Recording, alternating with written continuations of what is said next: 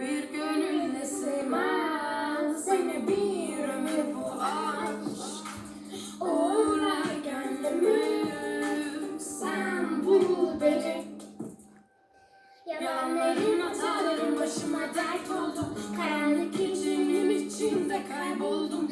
Günahlarım zaaflarım sen yoksun. Bir anda mutlu da bir yandan hep yoksun. Yok bu halime bir çare, bir mehtaba avare.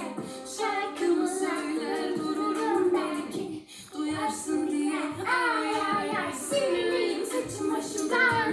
Üzgünüm birazcık.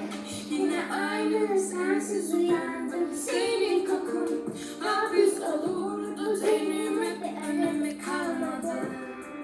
Ama yok yok yok yok yok, bir önemi yok yok yok yok yok.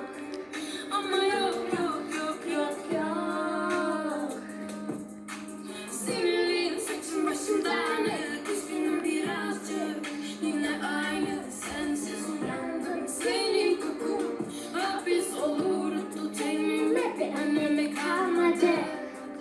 Ama yok yok yok yok yok, bir önemi yok yok yok yok yok. Ama yok yok yok yok yok.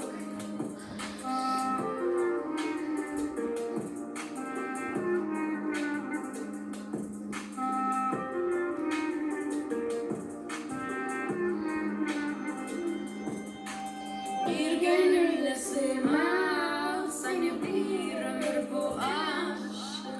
Uğurlar gönlümü sen bul beni.